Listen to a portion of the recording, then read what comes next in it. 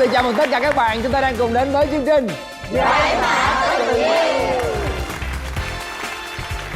Qua mỗi tuần thì chúng ta sẽ được lắng nghe, được gặp gỡ các cô gái xinh đẹp và nghe những câu chuyện của họ. Và chúng ta sẽ có thêm rất là nhiều những cái kinh nghiệm của mình trong chuyện tình yêu. Và ngày hôm nay, một lần nữa hãy cùng chào đón chính gái xinh đẹp của chúng ta. Bên đây là hai chị gái rất quen thuộc với chúng ta, Vmax và diễn viên Ngọc Trai.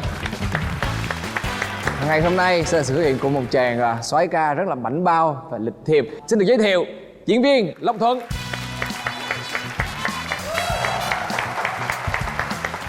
Tôi Thuận xin gửi lời chào đến tất cả quý vị khán giả. Vị trí làm sao mà đứng đó vậy? Anh vô tới đây nè rồi anh chào người ta. Rồi. Ha.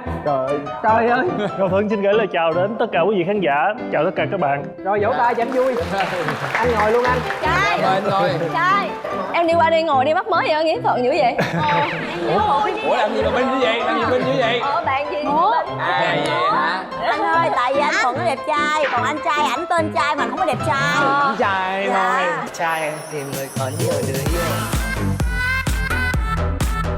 Anh Bảo, làm em nhớ bộ phim Chàng khờ của chị Quỳnh Chi với lại anh Thuận đóng. Ê, có Chàng chị ngố, nữa chàng hả? ngố. Có chị nữa. Chàng ngố. Chàng ngố. Em chào Đây anh đang hot người cái yêu. gạo nếp gạo tẻ thì không nói. Chị Chi chào. Hai bắt lại nào. Ta đang chào người yêu cũ đó nha. Cái gì? Cái gì? Cái gì? Giật Người yêu tít cũ liền người trên yêu cũ của phim. Quỳnh Chi là diễn viên Long Thuận nha quý vị. Bạn trai trong phim Mai Phương cũng vậy. Đúng rồi.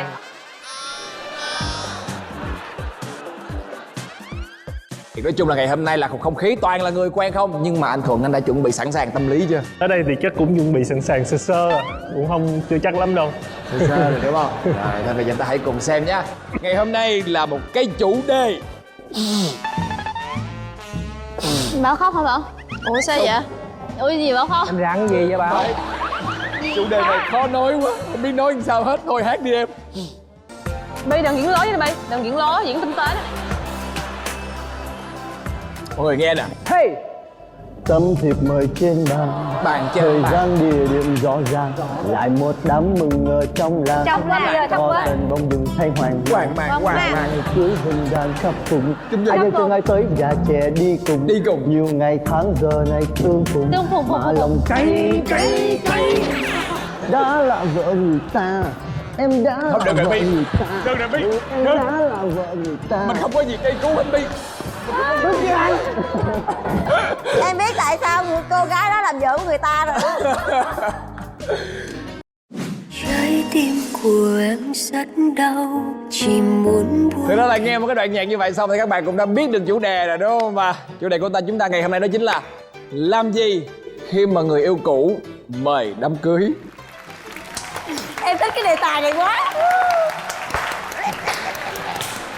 Chắc là em có nhiều kinh nghiệm lắm hả Trâm? Hả hê lắm. Rồi thôi bây giờ chúng ta hãy cùng xem là ngày hôm nay những câu chuyện đó là như thế nào các bạn nha.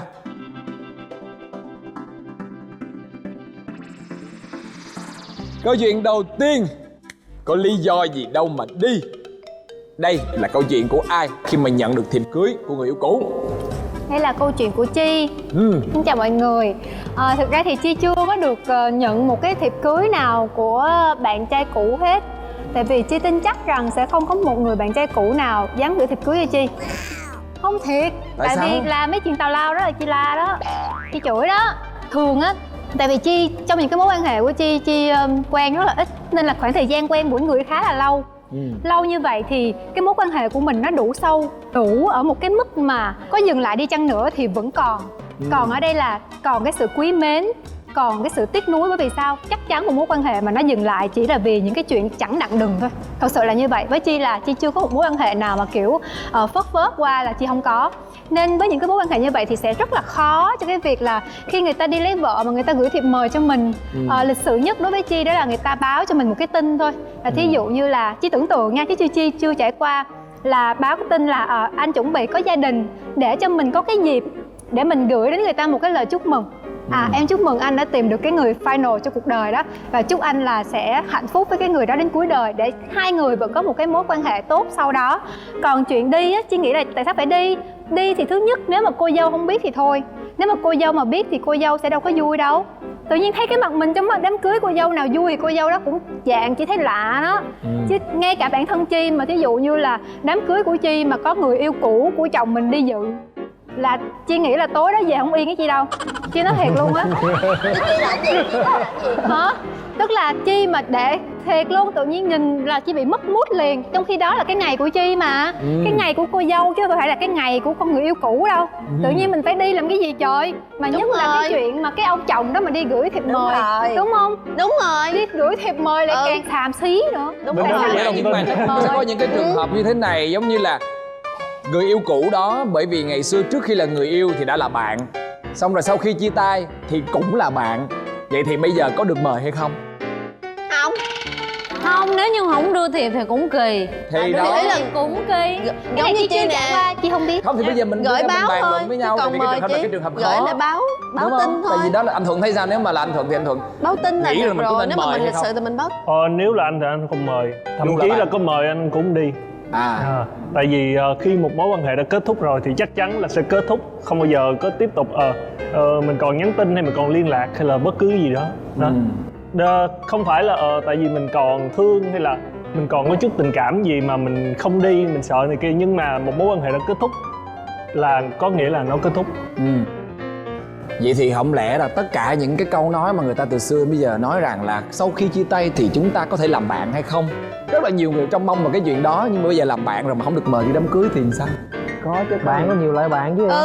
Bạn cũng Đâu phải nhiều bạn kiểu là mà. bạn Không đâu. Em cứ suy nghĩ đơn giản điều thôi, mỗi người khi mà gặp nhau ở mỗi thời điểm á, nó đều đóng một vai trò khá là quan trọng, là nó sẽ hình thành nên cái cá tính của em sau này. Giống như là khi mà là em bắt đầu một cái tình yêu đi, đúng không? Em chưa biết chắc được là em sẽ đi tới được hết cái con đường đó, chỉ tới một lúc nào đó thôi em dừng, em gãy gánh. Thì em đừng có nghĩ là em nói chết rồi vậy là mình phải hận cô này sao, sai.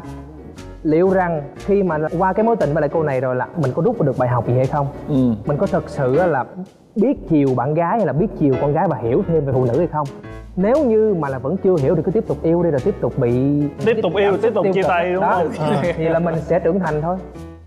Tới một lúc nào đó thì chắc chắn là mình sẽ gặp được cái người phụ nữ của mình. Chắc chắn là vậy, nhưng mà có thể là ở người này thì có thể gặp vào năm 20 tuổi, người kia có thể gặp vào năm 30, nhưng có lẽ anh sẽ gặp vào năm 40 chẳng hạn.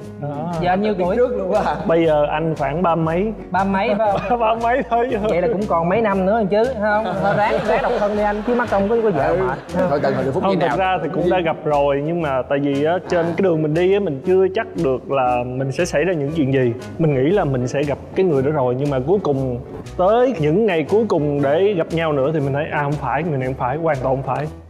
Có những người thì nhiều khi gặp chắc chắn là không phải đâu. Giống như cái người bạn của anh hiện giờ là anh thấy không phải, anh cứ nói mình đừng yêu người này, cứ vậy á, nhưng mà cứ 1-2 ngày lại có chuyện, lại gặp nhau mỗi ngày, cứ riết cái mối quan hệ nó kéo dài đó. Anh nghĩ chắc kéo dài hoài luôn, không bao giờ kết thúc. Thì đó là một cái trường hợp khó ha. Nhưng mà bây giờ nè, đặt vào trường hợp các bạn cánh mày râu đi, là khi mà người vợ sắp cưới của mình nói với mình một câu rằng là anh ơi, em có thể mời người yêu cũ được không? Hoặc là đôi khi mình không biết mà người ta cứ viết thiệp, người ta mà ở đây là bạn em, nhưng mà cuối cùng mình phát hiện đó là người yêu cũ thì mình sẽ phản ứng như thế nào? Nếu như mà là theo anh á, anh chấp nhận luôn. Tại vì thực sự đối với anh á, thì cái đó nó chỉ nằm ở một cái vấn đề là mình đặt cái lòng tự trọng của mình như thế nào thôi. Kiểu như là cái tôi của mình lớn quá. Tại vì nếu như mà là đàn ông với lại phụ nữ mà ngang hàng với nhau á là thì làm đàn ông làm gì nữa, đúng không? Cái này là có thể như là nó hơi bị sai đối với một vài bạn, nhưng mà là nó sẽ đúng đối với những người thực sự hiểu về đàn ông như thế nào. Là sao? Mình không cần biết là cái người đó là người yêu cũ hay là sao đó đi. Tại vì quan trọng bây giờ là em sẽ sống với anh, em sẽ ở bên cạnh anh đó.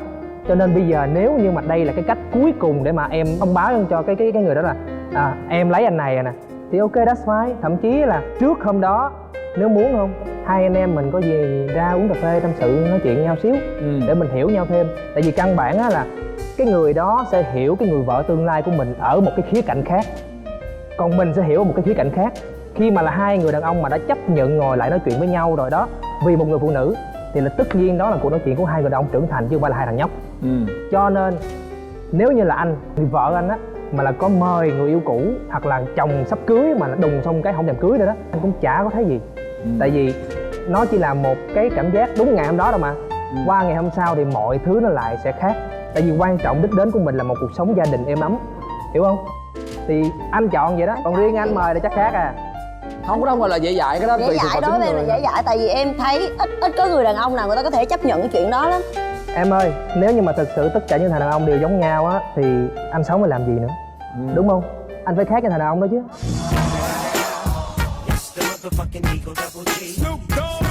Thì ý em nói là anh đang khác so với mọi người rất là nhiều, so với lại cái khái niệm của đàn ông á, khi mà thật ra là người ta không thể nào người ta chấp nhận cái chuyện mà vợ của mình ngày mai đám cưới mà lại đi mời cái người yêu cũ đó tới. Thực ra Thiệt tùy luôn. Thực ra anh tùy ngay bản thân anh cũng chấp nhận. Tại vì á, khi người vợ của mình đã lên tiếng nói với mình như vậy, tức là người ta có một cái lý do gì đó để người ta muốn nói với mình. Nếu như mình muốn nghe, mình muốn hiểu thì mình nên nghe người vợ Vậy bây mình giờ nói anh nhiều Thuận với hơn. anh trai có thể cho em hỏi là cái lý do đó là cái gì? Ví dụ như người vợ sẽ nói với lý do là tại sao mời người yêu cũ không? Hai người có thắc mắc hỏi là tại sao em muốn mời cái người đó tới không? Ví dụ như cái người vợ tương lai của anh nói với anh là anh ơi, ngày mai em sẽ mời bạn trai cũ em tới đám cưới của mình, có được không? Anh sẽ nói em cứ mời đi. Nếu như thật sự em cảm thấy vui và em cảm thấy thật sự hạnh phúc khi mà ngày cưới của anh mà em có cái người bạn trai đó đến chung vui với em thì ok hết.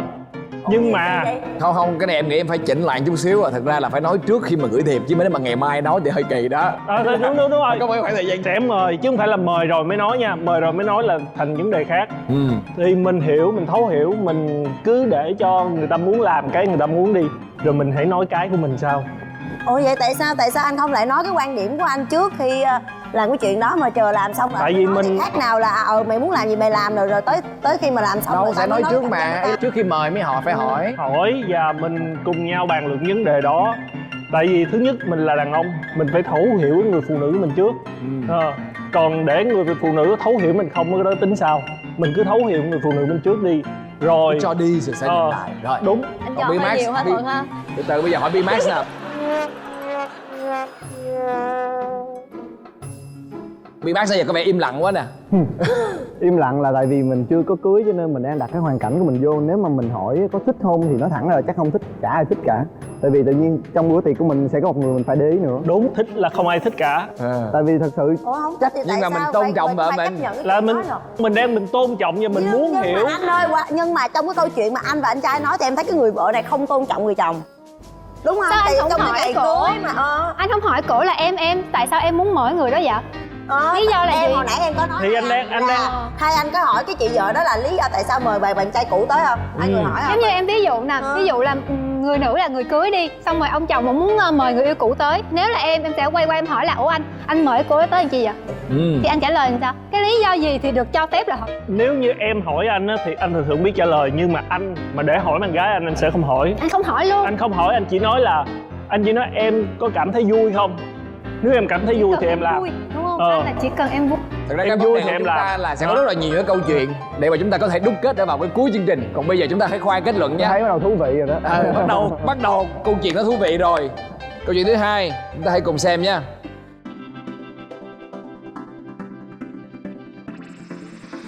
Không đi là bởi vì lý do là sợ người vợ sẽ buồn. Em được nói rồi, câu chuyện này của em. Là sao? Thật ra thì cái câu chuyện này của em là lúc nãy á, chị Chi cũng có nói rồi. Nói về cái cảm giác của tâm lý người vợ khi mà biết được người yêu cũ của chồng mình đi thì nó sẽ như thế nào.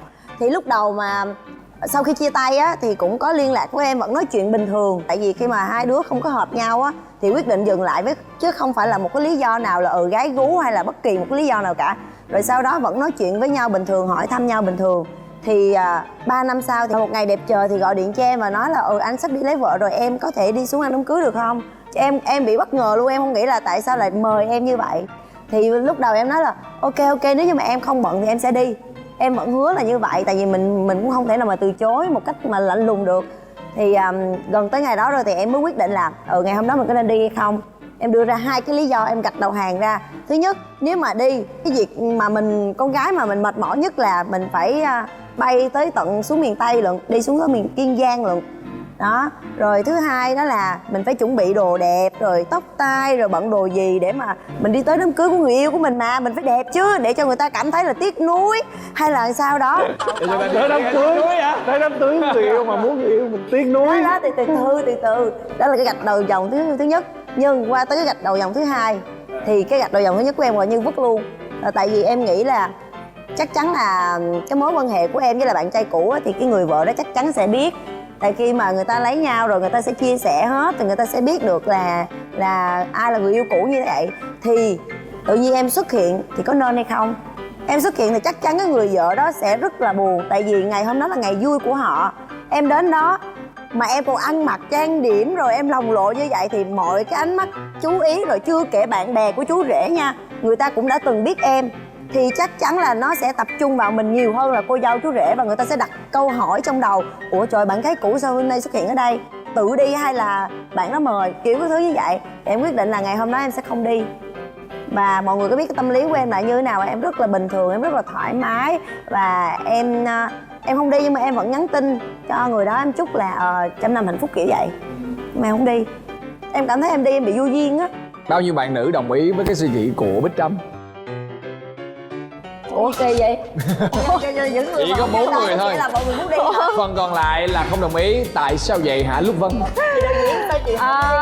Không, có nghĩa là Bích Trâm thì cũng có lý, chứ không phải không có lý. Nhưng mà mình phải đặt trường hợp, có nhiều trường hợp. Ví dụ như có những trường hợp mình cũng không nên đi thì thành ra vô duyên như là Trâm chia sẻ. Còn có những trường hợp khác thì mình cũng có thể là đi được. Ví dụ như bản thân em mời em thì em vẫn có thể sẽ đi, nhưng mà em cũng không phải cần lồng lộn hay là cần gì hết. Em chỉ đến đó để mà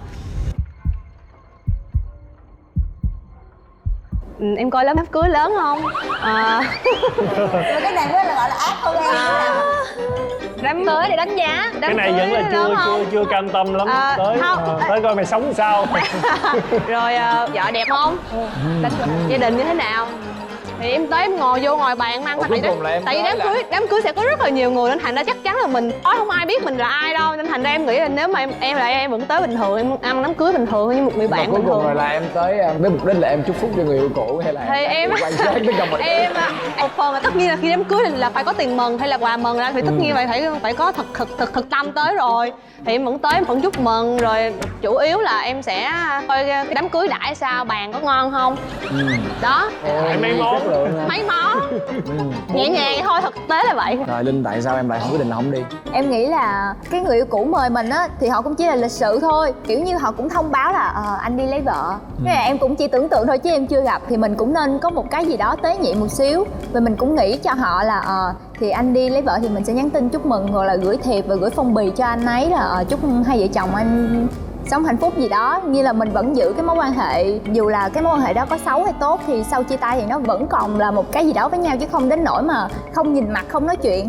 Nhưng mà còn cái việc đi dự thì em rất là giống cái suy nghĩ của chị Chi với lại chị Trâm, đó là mình sợ cái người phụ nữ, cái người vợ sẽ buồn. Bởi vì bản thân em, nếu mà là ngày cưới của em á, thì em rất là muốn chỉ mời những cái người thân thuộc với mình thôi. Vì hôm nay là ngày vui nhất của mình, ngày mà mình lên xe hoa, thì mình muốn là những cái bạn thân thiết, những anh chị em mà mình thích mình mới mời. Còn có những người lạ, đôi khi vô mình nhìn mình cũng không biết là ai, thì mình đã có cảm giác nó hơi bị xa lạ rồi. Huống chi mình lại biết đó là người yêu cũ nữa. Mình biết là cái chuyện tình đã kết thúc rồi, nhưng mà mình cũng sẽ có một cái nhìn gì đó về cái người phụ nữ đó. Dù sao họ cũng từng là quá khứ của người chồng hay là như thế nào đó. Cho nên là em nghĩ cách tốt nhất là thôi mình không nên có mặt đây. Nhưng mà nếu như mà người ta nếu mà không mời á, mình đi thì mình kỳ. Đúng rồi. Còn nếu mà đã mời á, có nghĩa là phải có lịch sự thôi, nghĩa là người ta phải sao đó rồi mới mời mình. Bắt đầu tới chuyên môn đạo diễn Đúng rồi không? nè. Nên có nghĩa là ví dụ như là một tâm lý của người bình thường là không thôi Cái chỉ gì thể cũng có mời. lý do theo ý của Lúc Vân. Đúng không? Ví dụ như em với anh quen nhau, đúng không? Cái tự nhiên cái em với anh chia tay, cái tự nhiên đám cưới anh mời em, mà trong khi em với anh đã một quãng thời gian rất là dài không có liên lạc. Tại sao anh mời em đi? Giống như là anh thích thì em đi. Nhưng mà đôi khi ta suy nghĩ đơn giản lắm. Nếu mà chị nói trường hợp của chị là hai người không liên lạc nhau. Còn nếu mà chia tay xong vẫn là những người bạn với nhau, những người bạn thì đúng là hợp lý. Còn đó là do tại sao mà phải có lý do. Có nghĩa là cái lý do không phải là vì bản thân mình, mà lý do là bản thân người ta. Nhưng mà cái không hiểu vì sao bây giờ có rất nhiều mối quan hệ là cứ chia tay xong trở lại làm bạn thân, rồi cứ đi chơi đi chung vậy, nó rất là anh không có làm được cái gì em đồng ý với anh ở khoảng này. Nhưng mà em giống với Chi, giống với Trâm, giống với bé Linh á, là em không đi nhưng mà không phải lý do vì cô gái kia, không phải vì bạn kia luôn. Tại vì em đồng ý với anh ở chỗ là chia tay, không liên quan tới nhau nữa hết. Cuộc đời là hai hướng song song rồi. Nhưng em không đi là bởi vì em thôi. Mắc gì em phải đi, lý do gì em phải đi, hết Tôi có rồi. một thắc mắc, tôi muốn phản biện lại các bạn nữ khi mà nói rằng là nghĩ cho cô gái kia. Bởi vì thật lòng khó nghĩ cho người con gái kia lắm. Mình chỉ nghĩ cho mình thôi. Thật lòng các bạn đang nghĩ cho cái người vợ đó, hay là bởi vì là bản thân các bạn không có muốn đi và cảm thấy đó là một điều kỳ cục. Đúng rồi, là mình nghĩ cho mình là Tại mình vì cảm lý thấy do nó mà nghĩ kỳ được con gái mình kia đi nó thôi. weird lắm. Thật ra theo mà Vẫn có mà. theo khảo sát và nghiên cứu cũng hơn 30 năm thì anh cảm thấy lâm sàng cho anh. Lâm sàng đúng không? để nghĩ về vấn đề gì đó thì con người thường nghĩ về mình trước tiên. Nghĩ chăng là nghĩ tới người yêu của mình thôi chứ không bao giờ nghĩ kịp qua tới cái người Em kia em đâu. thẳng thắn là em nghĩ cho em cảm thấy kỳ cục khi đi thôi. Nói giống như anh tát nước vào mặt thôi vậy đó. Anh nó là quá nhiều người phụ nữ như chúng em mà. Ý là thật ra đôi khi là nó cảm giác là hơi khó tin đúng không? Cũng có chứ mà là không có mà nó hơi khó tin. Hồi nãy cái câu chuyện của em á, em có nói là em đặt đầu dòng ra, đầu tiên em vẫn nghĩ về em trước mà. Em nghĩ về em là em vẫn sẽ là ăn mặc lộng lẫy lên để tới đám cưới của người yêu cho nó thấy tao bây giờ tao như vậy nè.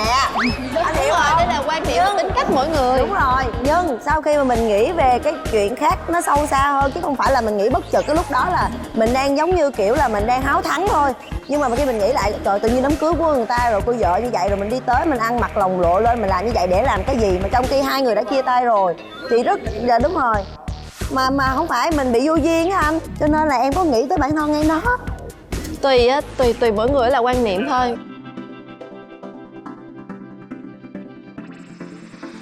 Nếu chưa chồng em sẽ đi dự đám cưới anh ấy.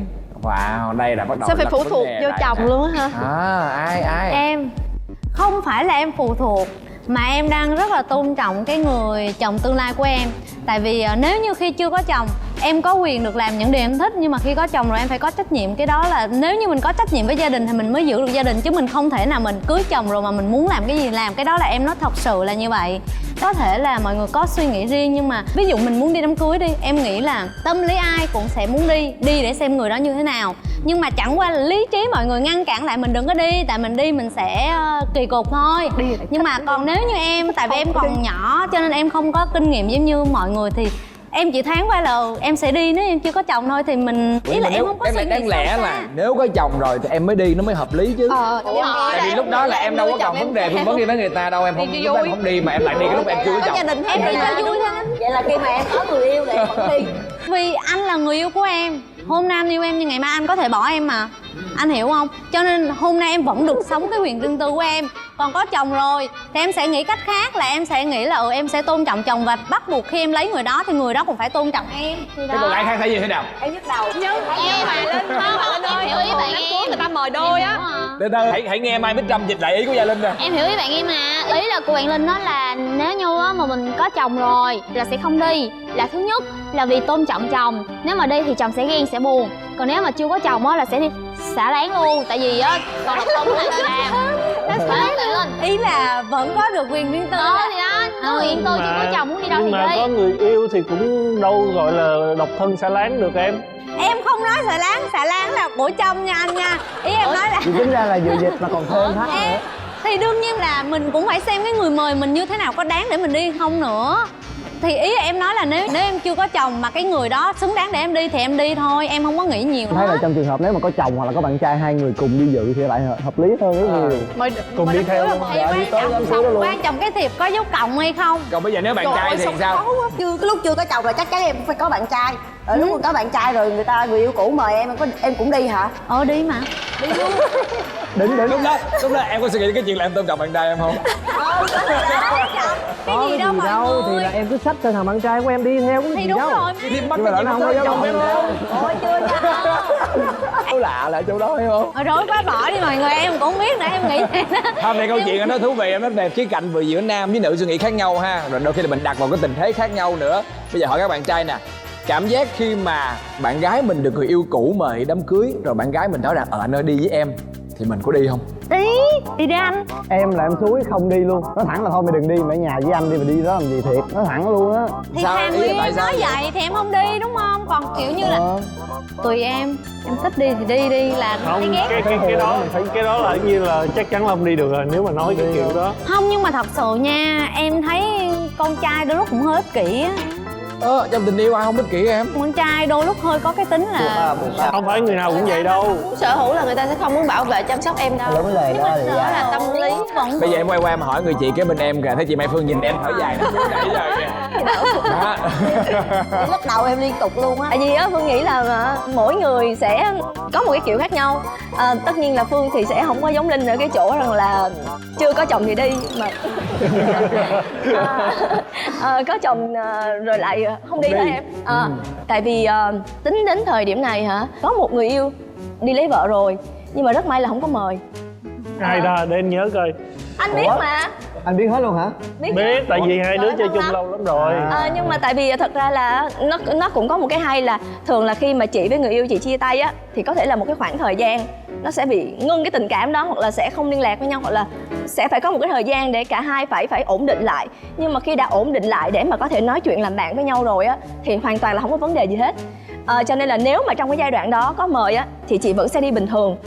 Thì ở đây thì chị gặp hai trường hợp. Trường hợp một là không mời thì mình cảm thấy là làm cái điều hợp lý, tại vì người ta đã phải biết cái chuyện người ta cần làm là cái gì. Và trường hợp thứ hai là cái này không phải là người yêu nhưng mà hồi đó là có thích nhau, nhưng mà người đó mời mời thì đi nhưng mà vợ người đó cũng rất là bình thường với mình. Vợ người đó cũng biết là mình với người đó cũng có khoảng thời gian thích nhau, nhưng mà chỉ là thích vậy thôi chứ không phải là quen hay là cái gì hết. Thì chị nghĩ là mình đi, mà thật ra chị đi chị cũng không có suy nghĩ là chị phải sửa soạn cái gì, thậm chí là chị đi trễ nữa. Chị bị cái người mà rủ đi chung chửi quá trời chửi lắm. Mà chị thấy là cái chuyện đó là tùy cái mối quan hệ của mình với người đó như thế nào. Mà chị biết rằng là một điều là nếu bây giờ mà những cái người yêu cũ của chị á, nếu mà người nào mời chị sẽ đi. Tại vì thật ra là chị vẫn rất là tôn trọng những cái người đó và họ biết rằng họ đang cần làm cái gì. Nhưng mà chị đi chị có vui không? Chị bị cái là có thể là trong một cái giai đoạn mới chia tay hoặc là trong cái giai đoạn còn đang lắng lại á thì có thể là lòng mình nó khó chịu. Nhưng mà đến cái giai đoạn mà chị đã bình thường rồi á thì đã nói là chị đi chị rất là bình thường. Tức là thậm chí là bây giờ chị với lại bạn gái của người yêu cũ của chị ngồi giỡn với nhau nói chuyện rồi người khác chọc chị vẫn bình thường. Tức là nó đã ở một cái giai đoạn là trung hòa hết rồi và kết thúc hết rồi. Vậy là chị bình thường đúng không? Đó là cái câu hỏi mà em muốn hỏi giùm cho bà Nhã. Tại vì bà Nhã mới ngồi với nó kêu tự nhiên đi đám cưới làm chi cho tốn tiền mà lại không vui. Trong khi đó bảo là bảo bình thường. Không, tại vì cái đây là bởi vì đôi bên đều đã ổn định hết rồi thì nó lại ở là một cái trạng thái khác rồi nó. Vậy thì bây giờ nếu mà các bạn nói như vậy là muốn mời người yêu cũ đi đám cưới đi là alo em ổn định chưa? Theo Nhã thì một cái tin nhắn hay là một cái gọi là báo hay là hôn lịch sự rồi. Ủa cái gì vậy? Phương nghĩ ở đây là các chàng trai đều đã trải qua rất là nhiều mối tình rồi và các chàng trai đủ để biết rằng là nó ổn định hay chưa, đâu còn phải gọi điện thoại. Có một cái người yêu của em, anh hỏi em là mai mốt anh đám cưới thì anh mời em có đi hay không? Em mới hỏi ngược lại anh cưới vợ có dám mời em không? Em mà đi là em chở nguyên 1 tấn mắm tôm tới đó. Em hù vậy luôn. Ghê vậy? Thiệt. Nhưng mà thật sự là đi đám cưới là không mời được. Em nói vậy sao dám mời? Tâm Thanh sợ liền. Câu chuyện cứ tiếp tục nào.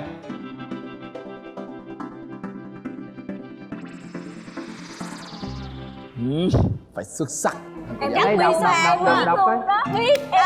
Cái này là phải xuất sắc hơn cô dâu. Ghê. Phong cách là của Lisa. Đúng rồi. Ai vậy? Câu chuyện của ai vậy? Xin chào mọi người, câu chuyện này của Misa. Nhưng mà cái này chỉ là một cái suy nghĩ vui đùa khi mà mình hay nghĩ trong đầu thôi. Ví dụ mình lâu lâu mình cũng hay ngồi mình nghĩ là nếu mà sau này mà người yêu cũ của mình có mời mình đám cưới thì mình làm cái gì? Mình với Misa hay nói đùa với mấy đám bạn là tao phải đẹp hơn cô dâu, xuất sắc hơn, đẹp hơn, lồng lộn hơn, tinh tế tao nhã hơn là tiên dáng trần trong cái đám cưới đó. Nhưng mà nãy giờ nghe mọi người ngồi nói qua lại hai bên đó thì Misa thấy là cái vấn đề lớn là mọi người phía Misa đây nha, là có lẽ mọi người và cái người yêu cũ đó vẫn chưa có phải là thông cái vấn đề đó chưa ổn, chưa thông suốt với nhau. Còn riêng với câu chuyện của Misa thì mọi thứ nó rất là đơn giản hơn. Misa có 4 người yêu và 3 trên 4 người yêu đó hiện tại đang là bạn theo đúng nghĩa một cách rất là vô tư. Thì sau một thời gian yêu, mỗi người Misa cũng yêu 2 năm 3 năm á chứ không phải là ít đâu. Thì sau cái thời gian đó chia tay xong cũng có một thời gian là không nói chuyện với nhau, là để cho ổn định tinh thần mọi thứ hết. Và sau khoảng thời gian đó thì Misa và những cái người yêu cũ đó gặp nhau, làm việc chung với nhau, đi nhậu chung với nhau, đi uống chung với nhau và chia sẻ mọi thứ với nhau như những người bạn bình thường. Còn có cái người gần đây nhất đó là chưa có qua được là bởi vì là Misa chưa có bắt đầu mối quan hệ mới với một người yêu khác, chưa có bắt đầu một chuyện tình cảm khác, thì cái chuyện cũ nó vẫn còn lấn cấn ở đó, cho nên là mình vẫn còn có nhiều cái chuyện mà không thoải mái khi nói chuyện với lại cái người cũ đó. Nhưng mà Misa nghĩ là trong tương lai thì cái người đó cũng sẽ là một người bạn của Misa và cũng sẽ tiếp tục làm việc và chia sẻ những cái công việc trong cuộc sống. Thì vì là cái mối quan hệ nó đã rất là thoải mái với nhau như vậy rồi, và mỗi lần đi nhậu với nhau hay đi uống với nhau thì những cái bạn đó cũng hay hỏi là ê giờ mai mốt đám cưới rồi mời đi không, thì Misa cũng nói lại là có gan mời thì có gan đi. Nhưng mà nếu như trường hợp đó xảy ra thì Misa vẫn sẽ đi đám cưới, nhưng mà đi với người yêu mới của mình hoặc là đi với chồng. Còn nếu như không có người yêu thì không đi. Không có người yêu thì mình sẽ Gửi thiệp thôi. Đúng rồi. Và Misa là bất chấp luôn, có người yêu không có người yêu thì bả vẫn đi, nhưng mà phải đẹp hơn cô dâu. Ác dễ sợ. không nói vậy thôi chứ nhiều khi cũng nói vậy thôi chứ mình bình thường, tại vì bây giờ là đi ăn bình thường trong số ba người cũ đó của Misa là có bạn gái và Misa cũng biết người đó, cũng nói chuyện, cũng đi chơi và không có bất kỳ một cái gọi là rào cản trắc trở gì trong cái mối quan hệ hết, rất là thoải mái. Và nếu như mà trong trường hợp sau này Misa mà có đám cưới đi, Misa cũng muốn mời lại những người yêu cũ, và trước đó Misa cũng sẽ nói với lại cái người chồng của mình, tại vì trong lúc mỗi khi bắt đầu một mối quan hệ là Misa luôn nói với cái người mà người yêu của mình đó là những cái mối quan hệ trước đây của mình nó như thế nào, nó đã làm sao để cho họ hiểu. Và trong cái ngày đám cưới Misa cũng muốn mời lại người yêu cũ, không phải là để trả thù hay là có một cái hằn học gì hết, mà Misa chỉ muốn rằng là cho người ta thấy và muốn cho người chồng mình hiểu rằng là những cái người yêu cũ đang thấy em hạnh phúc với anh như thế nào, và đây là kết thúc đẹp nhất của em. Ôi vậy không lẽ là mai mốt là đám cưới của chị Misa là có nguyên một cái bàn dành cho hội người yêu cũ, phải không? Em hỏi Chị cũng nghĩ vậy đó em, chị để cái tên bàn là bàn người yêu cũ.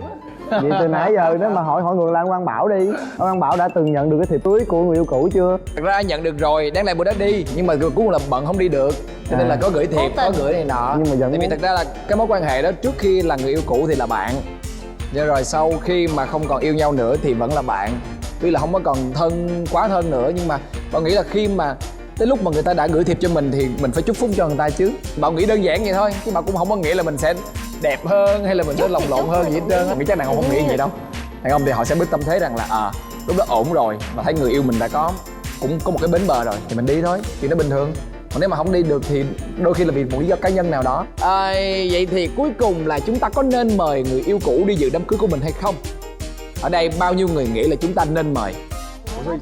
Ủa nãy quan điểm khác bên này mà sao bây giờ? Mai Phương thì mời. Chị vẫn sẽ mời, và tất nhiên là chị sẽ phải nói chuyện với lại chồng chị. Mời có tiền mừng chứ.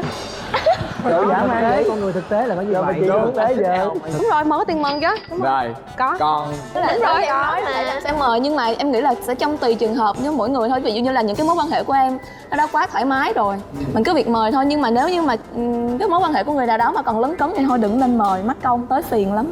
Còn nếu mà các bạn kia là không mời?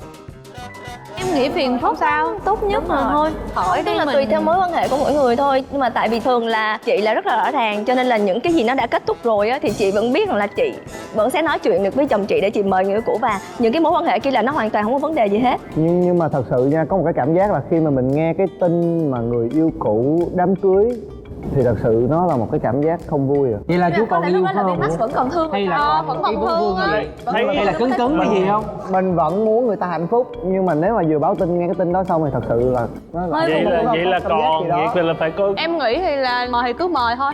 Không phải vấn đề tiền mừng. Mời để mà giống như là mình có một báo hiệu, tại mình kết thúc, không có nhập nhằng nữa. Nếu mà người ta đi không đi thì thôi. Nhưng vậy tại sao mình không nó kết Cái thúc gì bằng như vậy cách là là bên một nữ. cái tin? Tại vì đó là đang tin thông báo thôi là đang được là rồi. trường hợp Nếu nhập mà nhằng. Đây là trường hợp mà hai bên khó. Nhưng mà Bảo nói là Bên Nam thì sao? Người ta em đâu có mời đâu. Tại vì em biết là người ta sẽ, nếu mà người ta chúc phúc cho mình thì ok cảm ơn, nhưng mà nếu người ta không vui người ta cũng không đi, gì mời làm gì, đúng không? Người ta phải suy nghĩ đắn đo. anh thì cũng không mời đâu, tại vì nếu mà thật sự mà đám cưới của anh diễn ra thì anh cũng chỉ có vài người thôi, anh cũng không mời nhiều, không mời quá nhiều bạn bè, nên người cũ là không. Anh trai? Anh không mời, tại vì anh nghĩ đó là một trong những cái mà là cái sự tôn trọng mà gọi là tối thiểu nhất đối với người vợ của mình. Anh không biết là lý do mọi người đưa ra nãy giờ anh nghe nó hơi bị lùng bùng lỗ tai là cái gì, là mọi người đang cố gắng đặt cái tôi của mình vào cái trường hợp của người khác. Cái đó sai. Tại vì thực sự là nếu như là cái trường hợp của em đi đó, mà là anh đặt vào em á, anh giải quyết khác, còn em đặt vào trường hợp của chính em giải quyết khác. Cho nên là mỗi người mỗi ý, chúng ta không thể nào giống nhau được. Cho nên là nếu như mà người ta đã quyết định đó là ví dụ như là mời đi, thì người ta phải có lý do. Mình đừng có mất thời gian để mà mình đi tìm lý do. Tại vì là khi đã có lý do là người ta phải có được cái thời gian để mà giải thích. Tự nhiên cái mình mời xong cái là mình lại tốn thời gian để nghe ta giải thích nữa, chi vậy? Nếu mà muốn thì làm, không muốn thì thôi. Tại vì mỗi người mình sinh trưởng với lại sống với lại nhau ở mỗi cái hoàn cảnh khác nhau mà. Cho nên đó là trai không có mời đâu, thật sự. Tại vì là những cái mối quan hệ của trai khi mà là kết thúc đó, nó không được tốt đẹp. Và trai cũng hiểu rõ luôn là cái người phụ nữ đã ở bên cạnh mình là một người như thế nào, cảm xúc của họ ra sao. Nếu như mà là họ đã là không mời rồi thì mắc mớ gì phải mời. Quan trọng là mình tôn trọng người ta tới mức nào thôi. Tất cả mọi thứ là mình đang cố gắng để mà là làm tốt cái nhiệm vụ là một người vợ, cùng với là một gia đình hạnh phúc. Chồng thì cũng chỉ ráng cố gắng làm việc kiếm tiền lo cho vợ cho con, that's it, hết. Đèn nhà ai mỗi sáng. Cái chuyện của bạn tôi không biết được, và chuyện tôi bạn cũng đừng mong nên biết. Nên là chỉ đơn giản là vậy. Thực ra ngày hôm nay còn một cái vấn đề nữa Bảo muốn hỏi là nếu như cái người yêu cũ của mình là bạn của vợ hay là chồng của mình chơi chung thì sao? Em giờ thấy rối luôn. Tôi đảm bảo luôn, nếu như mà trường hợp đó xảy ra thì là người bạn nữ kia bằng mọi giá phải đi để chúc phúc cho người bạn của mình, đúng không? Chứ các bạn đừng bao giờ ích kỷ như vậy, không nên. Với lại đã có một mối quan hệ người yêu cũ là bạn người kia rồi mới lấy cái người kia thì tức là nó đã biết nhau hết rồi, nó đã coi như An nó bài đã rồi. dung hòa với nhau hết rồi, Không có còn cứng nữa. Hết cứng, đã chấp nhận rồi là nó không cứng. Bạn không đi. Đúng không? Ok. Tại sao em không đi? Thứ nhất là em bạn nhỏ bạn này là bạn của nhau mà biết em là quen anh Bảo đi, đúng không? Và em chia tay anh Bảo là đi quen bạn của em, là em thấy con bạn này cũng không có đàng hoàng. Nhưng mà nếu như Mấy chị của tao Không, mình đừng có nói chuyện không đàng hoàng ở đây. Mình thực ra đôi khi tình cảm mà 3-4 năm sau rồi, hiểu không? Không anh ơi, trong cuộc đời này đúng là nó có rất là nhiều chuyện nó xảy ra, có chuyện quái cũng xảy ra và em đã từng gặp rồi. Con bạn của em đi quen thằng bồ cũ của em, mà trong khi bồ cũ của em nó biết em chứ không bạn của em là chơi thân với nhau. Anh thấy khốn nạn cuộc đời chưa? Em cũng chỉ hỏi em. Là nếu như mà họ mời em, họ đám cưới họ đến được với nhau thì đúng là sẽ mừng cho họ thôi, nhưng mà bản thân em là em đã không chấp nhận cái chuyện họ quen nhau khi họ là người đã là từng là bạn của em mà họ đi lại làm như chuyện như vậy với em không chấp nhận, em không đi. Rồi ok, rồi đỡ xong. tốn tiền. Rồi bây giờ chốt lại một câu cuối cùng, hỏi bạn Nam một câu cuối cùng thôi. Là nếu như mà các bạn gái cũ của mình mời mình đi đám cưới mình có nên đi hay không? Không. Đi Max không? Anh Thuận không? Đưa tiền Mặt nha. vợ anh. Đúng không? Hợp lý. Nhưng mà đưa thiệp đi thiệp mời có thiệp đàng hoàng phải đưa tiền. Thì cứ đưa Đúng. thiệp đi rồi Đúng, xong đúng, rồi đúng. mặt vợ tôi. Mà tôi đảm bảo là tôi cũng không được đi đâu. Thật ra Bảo nghĩ là cái câu chuyện ngày hôm nay là một câu chuyện rất là thú vị. Bởi vì nó có quá nhiều trường hợp nó có thể xảy ra, đúng không ạ? Đi hay là không đi đôi khi nó cũng là một cái vấn đề. Bởi vì phụ thuộc vào nhiều yếu tố. Lúc đó chúng ta đã ổn định chưa? Chúng ta đã có người yêu chưa? Chúng ta đã có chồng hay là có bạn gái hay chưa? Cũng là những cái yếu tố để quyết định cái chuyện ta có nên đi hay không. Nhưng mà Bảo nghĩ là đừng có quan trọng về chuyện mà mình có đi dự đám cưới người yêu cũ nữa hay không, mà mình thấy quan trọng rằng là liệu rằng là cái chuyện mình đi hay ở á nó có tác động như thế nào cái mối hạnh phúc hiện tại của mình. Thì Bảo nghĩ cái chuyện đó nó quan trọng hơn. Mà quyết định như thế nào để bảo vệ được hạnh phúc của bạn thì là do bạn lựa chọn. Đó, một lần nữa xin được cảm ơn chính cô gái của chúng ta. Cảm ơn Ngọc Thuần, cảm ơn các khách mời. Và chúng ta sẽ tiếp tục gặp lại nhau với rất nhiều những điều thú vị vào tuần sau các bạn nhé. Chúng ta sẽ cùng gặp lại nhau vào lúc 22h30 Chủ nhật tuần sau trên kênh HTV7. Nếu như các bạn bỏ lỡ bất kỳ số nào thì các bạn cũng có thể xem lại thông qua kênh YouTube của chúng tôi là MCV Media cũng như cổng thông tin Love TV. Chúc các bạn có buổi tối ngon giấc. Xin chào và hẹn gặp lại ạ.